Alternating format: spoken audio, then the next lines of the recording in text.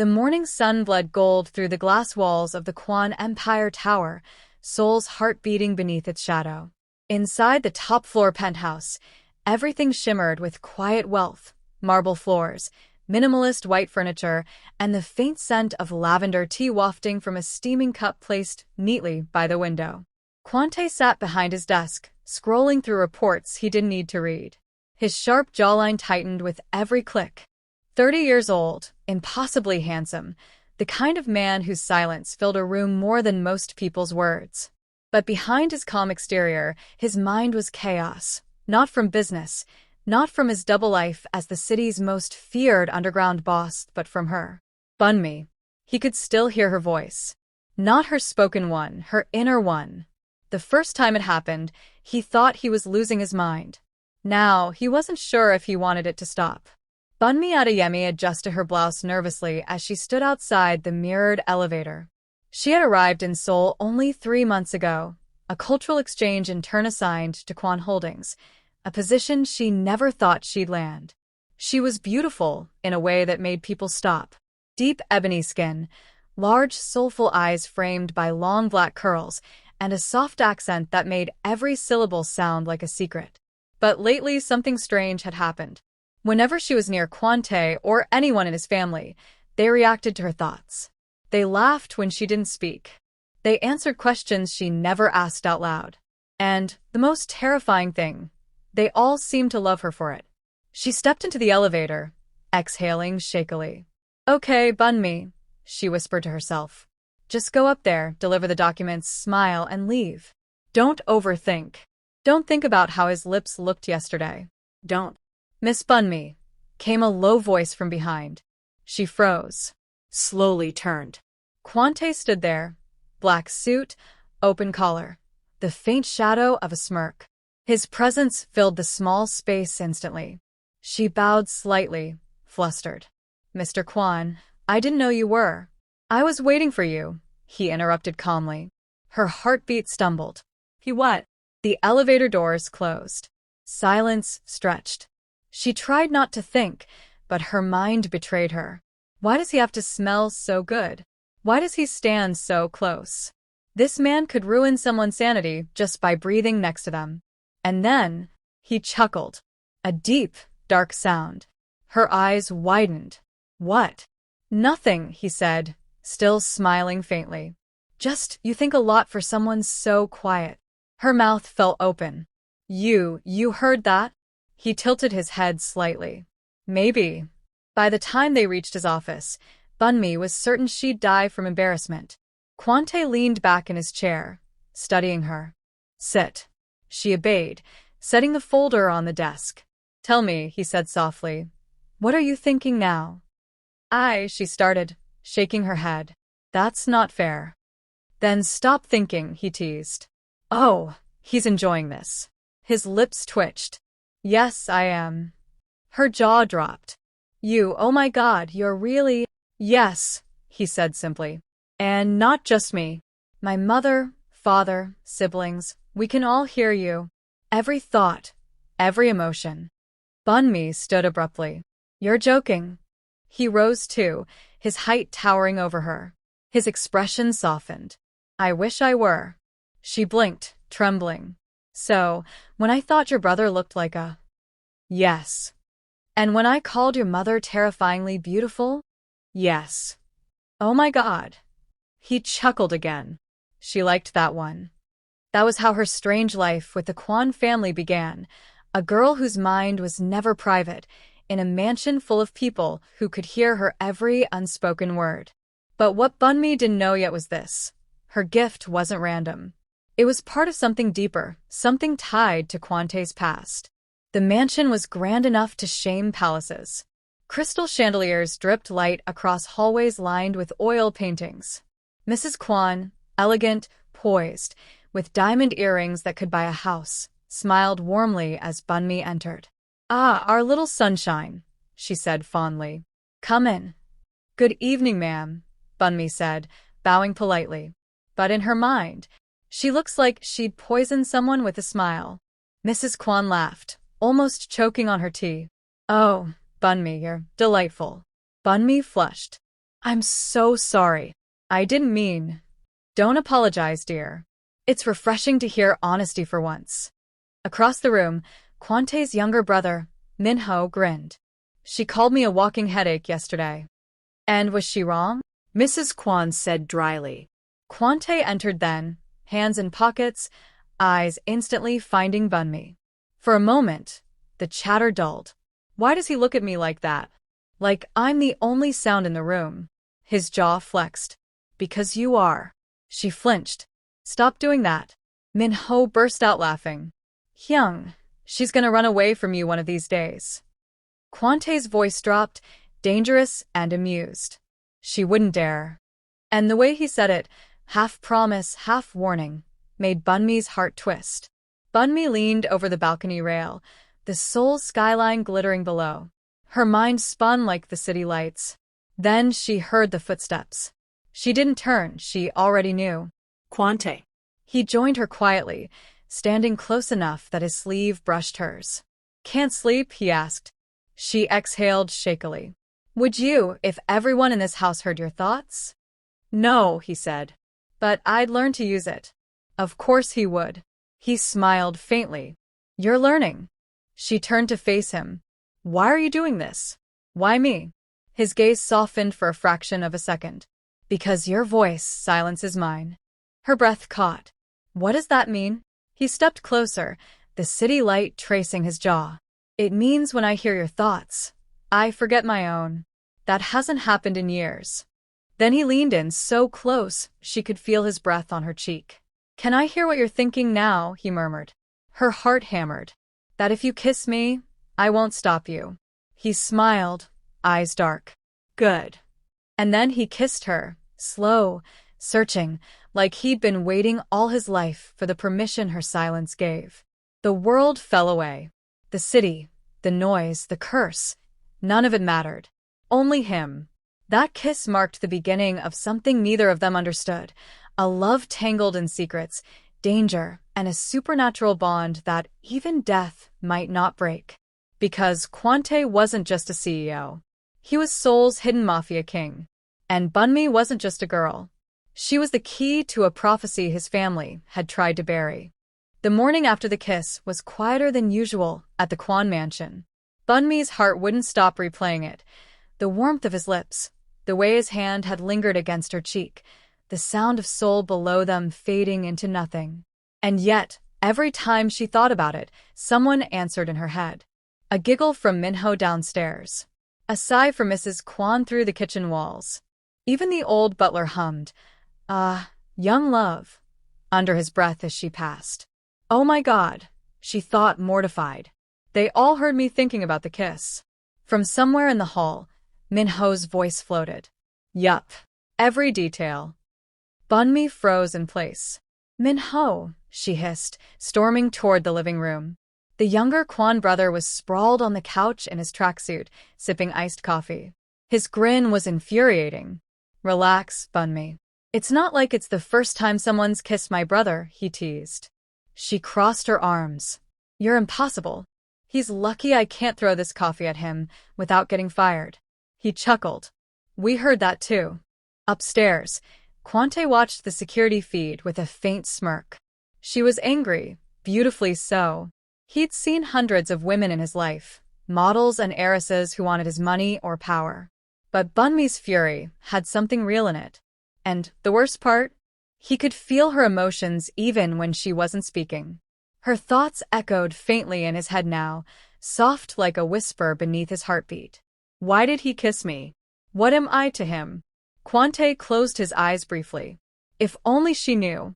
That afternoon, a convoy of black cars rolled up the long marble driveway.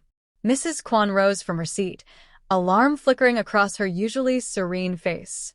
It's the Han family, she murmured. The Han family. Rivals. Business partners on paper, enemies beneath. Bunmi watched through the tall windows as men in dark suits stepped out, followed by a woman in a red dress. She was tall, elegant, Korean, and her eyes went straight to Kwante the moment she entered. Chairman Han's daughter, Eugene, Mrs. Kwan whispered. They were once engaged. Engaged? Bunmi's thoughts screamed before she could stop them. Eugene smiled like someone who had already won. "Tay," she greeted, her voice silk and poison. "Miss Han," he replied, calm but cold. Bunmi tried to shrink into the corner, pretending to organize files. Eugene's gaze landed on her immediately. "And who's this?" Before Bunmi could speak, Mrs. Kwan said brightly, "Our Bunmi. She's special to us." Eugene's smile stiffened. "Oh? In what way?" Mrs. Kwan sipped her tea. "You'll see." When Eugene left later that evening, Bunmi was sure she'd imagined the faint hiss she heard, a voice like a warning in her head. "Stay away from him." She looked around, panicked. No one had spoken aloud. And for the first time since coming to the mansion, the voice wasn't hers. That night, Bunmi found Kwante in his office, jacket off, sleeves rolled, hair slightly undone, a dangerous sight for any woman's peace of mind. "Who is she?" she asked quietly. He looked up, meeting her eyes. "Someone who used to matter." "Do you still love her?" He didn't answer immediately. "No," he said finally, but his tone was softer than she expected. "He's lying," her thoughts whispered before she could stop them. His gaze darkened. "I'm not." She flinched. "Stop doing that." "I can't help it," he said. "You're too loud in my head." Bunmi turned to leave, frustrated, but he reached for her wrist, gently, but firmly. "Stay," he said. "Please." The word please from Kwante was rare enough to make her pause. She turned slowly. "Why?" "Because when you're near, the noise stops." "What noise?" He hesitated. "The kind that comes from guilt." Her anger softened. She sat down opposite him. "Tell me," she said quietly. He looked at her for a long time before speaking. "Eugene's father once worked with mine. There was a deal that went wrong, people died. My father blamed himself. Since then, I've built everything trying to erase that past. But the Han family never forgot." Bunmi swallowed. "And me?" "You appeared right when their threats started again. My mother believes it's fate." "Fate?" "Yes." He smiled faintly. "Because only our family can hear your thoughts. You're connected to us somehow. Maybe even cursed with us." Her heart pounded. "Cursed?" Before he could answer, the power went out. The room plunged into darkness. Gunshots shattered the silence. Glass exploded across the floor. "Down," Kwante barked, pulling Bunmi behind the heavy oak desk.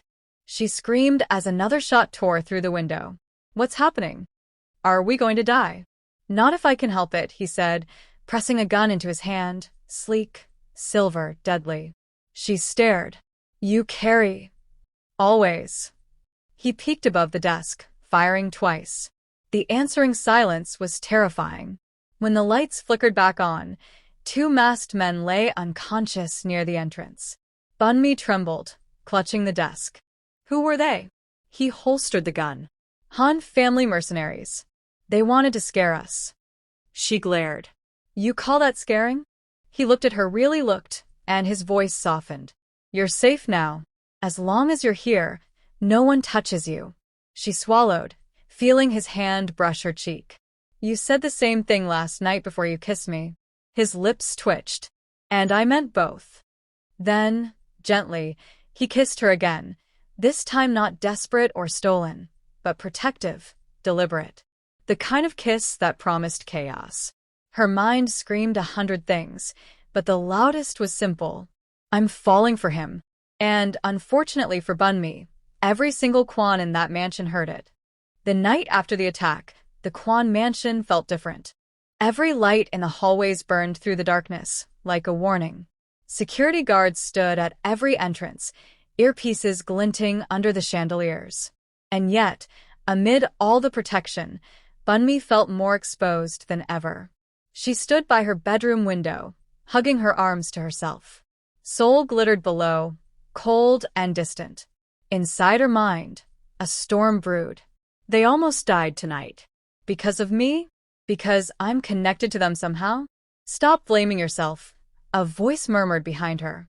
She turned sharply. Kwante leaned against the doorframe, sleeves rolled up, eyes dark with exhaustion but still breathtakingly composed. How do you always know what I'm thinking? She asked quietly. His lips curved slightly. Because your voice has become part of my silence. He walked closer, slow, deliberate. The faint scent of sandalwood and rain clung to him. When he stopped in front of her, she could see the faint bruise on his jaw from earlier. You're hurt, she whispered. I've been worse. You shouldn't have fought them alone. You shouldn't have been in the crossfire. The air between them thickened, with guilt, with fear, with something deeper neither of them wanted to name. He brushed a strand of her curls from her face. You're shaking. I'm fine, she lied. Your thoughts say otherwise. She looked away. It's not fair. You always have the advantage. His gaze softened. Then let me give you one. Before she could ask what he meant, he took her hand and pressed it against his chest. Listen. His heartbeat thundered beneath her palm. That's what you do to me, he said quietly. Every time you're near, it's chaos. Her throat tightened. You shouldn't say things like that. Why? Because you're my boss. He smirked faintly. And yet, you're the only one who can silence my mind. The words hung between them like a fragile truth neither dared to touch. The next morning, the Kwan family gathered in the massive dining hall. Crystal dishes gleamed under morning light. Mrs. Kwan poured tea, while Mr. Kwan read the news silently. Minho scrolled through his phone, smirking. So, Bunmi, any new romantic thoughts you'd like us to hear this morning? Bunmi nearly choked on her toast. Minho. Mrs. Kwan sighed, hiding a smile. Leave her alone, darling. The poor girl can't think anything private in this house. That's her own fault, Minho teased. Maybe she shouldn't fall for my brother's mysterious mafia charm.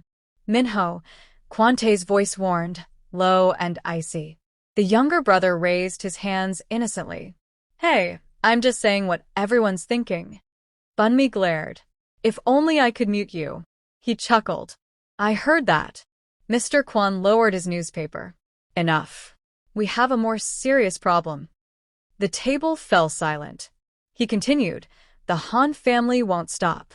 Last night's attack was a message. They know we have her. Bunmi's eyes widened. Me? Mrs. Kwan reached across the table, taking her hand gently. Yes, dear. They believe you're part of something we've hidden for years. Kwante's gaze darkened. Mother. Mrs. Kwan looked at him, her expression unreadable. She deserves to know. Later, in the old study, the family gathered around a long oak table. Bunmi sat nervously at the end, twisting her fingers together. Mrs. Kwan began softly. 2 decades ago, our family made a pact to protect this house, a spiritual one. My husband's grandmother was a shaman who could hear the truth of hearts. She said one day, a woman would be born who carried that same echo, and our bloodline would be bound to her. Bunmi frowned. Bound? What does that mean? It means, Mr. Kwan said gravely, we hear your thoughts because your soul resonates with ours. You are destined to cross our path.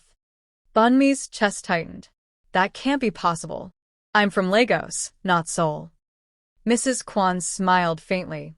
Spirits don't care about borders, child. Kwante stood by the window, silent. So this is fate, he thought. But why does it feel like a curse instead of a gift? Bunmi turned to him, catching his thought. Because you're afraid of what it means. He met her gaze sharply. Stop reading my mind. I don't have a choice, she said, voice trembling. Neither do you. That evening, the Kwans hosted a charity gala at one of their luxury hotels, an event meant to maintain appearances amid the growing tension. Bunmi arrived in a sleek black gown Mrs. Kwan had insisted she wear. Her dark skin glowed under the chandeliers, her curls cascading down her shoulders like silk. When Kwante saw her descend the staircase, conversation stopped. Even the live orchestra seemed to falter. He crossed the room toward her, eyes never leaving her. You look, she smiled shyly. Different. Dangerous. Her laughter came out nervous. You shouldn't say that in public. He leaned closer, murmuring, Who says I care who's listening? But before she could answer, Eugene appeared, in crimson satin, her arm linked with another man. Well, if it isn't the famous Bun Mi, she said sweetly. You've caused quite a stir in this city. Bun Mi forced a polite smile. Thank you, Miss Han. Eugene tilted her head. Tell me, does it bother you, knowing every thought you have belongs to them now? The question sliced deeper than Bun Mi expected. Quante stepped forward. Eugene, enough. She smirked. Relax, Tay. I'm only curious. After all, she might not survive long enough for you to enjoy that connection. The air turned cold. Minutes later, Bun Mi slipped out onto the terrace, her heart pounding. Maybe I don't belong here. Maybe this bond is dangerous, for everyone. Behind her, a familiar voice said, You shouldn't listen to her. She turned. Quante stood there, hands in his pockets, his expression softer now. She's right, Bun Mi said quietly. I bring trouble. No, he said, stepping closer. You bring light. And people who live in the dark fear it. Their eyes locked, breath mingling in the cool night air. He reached up, brushing a tear from her cheek. I don't care about curses or pacts. I only care about you. Her voice trembled. You shouldn't say that. Someone could hear. He smiled faintly. Let them. Then, once again, he kissed her, a slow, aching kiss that made the noise of the world fade into silence. As they pulled apart, she whispered, What happens now? He answered quietly, Now, we find out why the Han family wants you alive. And somewhere in the shadows of the terrace, a figure watched, whispering into a phone. She's the one. Bring her in. The world came back to Bun Mi as a blur of headlights and metal. Her wrists were bound, a strip of tape across her mouth. The van swerved through a tunnel, its interior vibrating with the growl of the engine. She tried to scream, but it came out muffled. Every thought in her head ricocheted like lightning. Where is Quante? Did he hear me? Please, someone. And then she froze. In the middle of the panic, a faint echo pulsed inside her mind. Hold on. I'm coming. Quante's voice. Inside her head. Tears burned her eyes. He can hear me even from here. Back at the Quan estate, chaos reigned. Security feeds were rewound frame by frame. Min Ho barked orders into his phone. Mrs. Quan stood pale but unshaken, clutching her rosary of jade beads. Quante was a storm contained in human form. He stared at the map spread across the table, jaw tight, suit jacket discarded, sleeves rolled up. She was taken by Han's men, Min Ho said. GPS pinged on the coastal road before it cut. Quante's knuckles whitened around the edge of the table. They won't hurt her. Not yet. Mrs. Quan looked at him sharply. How can you be sure? Because they want leverage, not blood, he said. Then quieter. And because I'd burn the city before letting that happen. Hours later, the van screeched to a halt. Bun Mi was dragged into a dim warehouse that smelled of oil and salt. Rough hands shoved her into a chair. Through the haze, she saw Han Eugene step forward, her crimson dress replaced with a sleek black coat. So, Eugene murmured, circling her. You're the famous voice. The girl who stole every Quan heart. Bun Mi glared. Eugene crouched to meet her eyes. Tell me something, sweetheart. When they hear you, what do you hear in return? Their guilt? Their lies? She yanked the tape from Bun Mi's mouth. Bun Mi's voice trembled. You don't have to do this. Oh, but I do, Eugene replied. You're the key to breaking their protection. If I silence you, the entire family loses that bond. She's insane, Bun Mi thought. Eugene smiled faintly. Yes, I am. But not stupid. Bring the device.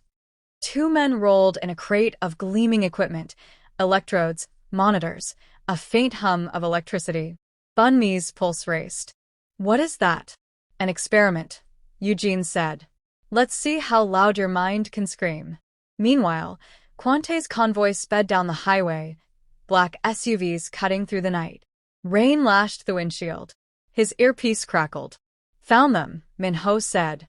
Dockside warehouse, Sector 14. Send the coordinates, Quante growled. The driver glanced back nervously. Sir, that area's crawling with Han men. Then clear them. He loaded his gun, eyes burning with a fury that even fear respected. Back in the warehouse, Bunmi's breath hitched as a shock pulsed through her wrists. The machine blinked red. Eugene's voice blurred through the haze. Speak. Let's see if they can still hear you. Bunmi clenched her teeth. Quante, please. The next shock hit, sharper. And then, her mind burst open like thunder. Through the storm of pain came a flood of voices, Mrs. Quan praying, Minho swearing, and over them all, Quante's voice, fierce and clear. I'm here. The machines exploded into sparks. The lights flickered. Bunmi gasped. Chains loosened. The guards shouted in confusion. And in that same heartbeat, the warehouse doors crashed open. Quante stormed in, rain-soaked and furious, flanked by his men. Gunfire erupted. He moved like shadow and flame, precise and lethal. When the last shot faded, silence settled, broken only by the rain hammering the roof. He rushed to her side, tearing off the remaining restraints. You're safe now. Her fingers trembled against his chest. You heard me. He cupped her face, thumb brushing her cheek. Always. Their foreheads touched, a moment of stillness amid wreckage. Then Eugene's voice cut through the quiet, bitter and broken. You think this ends tonight? The bond will destroy you both. Quante didn't look at her. Maybe. But I'll choose the fire if she's in it. He led Bunmi out into the rain. Sirens wailed in the distance, red and blue painting the night. She clung to him as he wrapped his jacket around her shoulders. Why do you keep saving me? She whispered. He smiled faintly, weary but unyielding. Because somewhere along the way you became the reason I want to live right. Rain hammered against the windows of the Quan estate. The city lights below flickered under thunderclouds. Bunmi sat on the balcony, wrapped in a wool shawl, staring at the storm. It had been 3 weeks since the warehouse. 3 weeks since Eugene's arrest. 3 weeks since she'd realized that the voices had changed. Now she could hear not only the Quan's thoughts, but their feelings. Every whisper of guilt, joy, fear, and tenderness throbbed inside her like a heartbeat that wasn't hers. If I stay, I'll lose myself, she thought. The family gathered for breakfast in the sunroom. No one spoke at first. The air was thick with things unsaid. Mrs. Quan broke the silence. Bunmi, you barely eat. Are you ill? Bunmi smiled faintly. I'm fine, ma'am. Just thinking. Inside her head came the woman's warm murmur of thought. She looks thinner. The poor child must be frightened still. Mr. Quan cleared his throat. I've spoken with the doctors. The phenomenon remains unexplained. Perhaps divine. Minho snorted. Divine or not, the whole clan owes her our lives. The Han syndicate collapsed because of that night. Bunmi looked down. I didn't mean for any of this. Then Quante entered, sleeves rolled, hair damp from rain. Everyone straightened a little, as if gravity followed him. Morning, he said simply. Their eyes met. The rest of the world melted away for a second. Mrs. Quan smiled knowingly. Ah, young love. May heaven protect them both.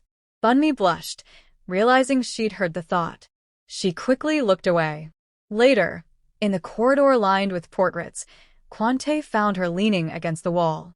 You're leaving, he said quietly. She blinked. How did you? I didn't. You just look like someone saying goodbye. Her throat tightened. I don't belong here, Tay. I can't keep hearing everything. Your family deserves privacy. He stepped closer. And what about me? She couldn't meet his gaze. If I stay, I'll end up lost between voices that aren't mine. I need to find silence again. He reached out, brushing a curl from her face. Silence isn't peace, Bunmi. Sometimes it's emptiness. She looked up at him, eyes shining. Then what is peace? He smiled faintly. You. Breathing beside me. That night, Bunmi packed her things. Outside her window, lightning flashed over Seoul. She placed a note on her desk. Thank you for giving me a home. Downstairs, she found Mrs. Quan waiting in the darkened hall. I thought you might try to leave quietly, the matriarch said. but hearts that hear each other cannot pretend. Tears welled in Bunmi's eyes. I'm so grateful, ma'am. But if I don't go now, I'll never know who I am beyond this bond. Mrs. Kwan took her hand. Then go find yourself, child. But remember, home is where someone listens, even in silence.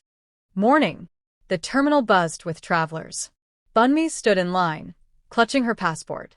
She felt the bond flicker like a radio signal, faint, distant. He won't come, she thought. He's too proud. Passenger Bunmi Adewale, final call, the announcer said. She turned toward the gate and froze. Quante stood there, rain-soaked again, chest heaving, security guards bewildered behind him. You always leave during storms, he said between breaths. Tay, she whispered. I told myself I'd let you go. But then I heard your heart crying. He stepped closer. Literally. Her lips trembled. How did you? The bond changed, he said softly. When Eugene tried to break it, something reversed. Now I hear you. She stared at him, disbelief turning into laughter and tears all at once. That's impossible. He cupped her cheeks. So is hearing thoughts, Bunmi. Yet here we are. People were watching, phones raised, but he didn't care. He leaned closer, voice trembling. If you need to find silence, I'll wait. But if you can stand a little noise, he pressed his forehead to hers. Stay. Her fingers curled into his coat. Your madness, Quante. Then be my sanity. Their lips met, slow, trembling, certain. The terminal erupted into whispers and camera flashes, but neither of them heard a thing. 2 years later, sunlight spilled through the villa by the coast. Children's laughter echoed from the garden. Bunmi, now radiant in a white summer dress, set a tray of coffee on the veranda. Quante stepped out behind her, holding a toddler with curls as black as hers. Appa, the little girl squealed, reaching for Bunmi. Bunmi took her, kissing her forehead. She hears everything, you know. Quante grinned. Runs in the family. Their bond hadn't faded. It had matured. Sometimes, when Bunmi closed her eyes, she still heard his thoughts, not words, but emotions. Calm, warmth, love. She whispered playfully, Still think silence is overrated? He slipped his arms around her waist. Completely. She laughed, the sound blending with the sea breeze. Above them, storm clouds gathered again. But this time, the thunder felt like music. And deep inside, a single shared thought bloomed between them. Even if the world listens, our hearts will always speak louder.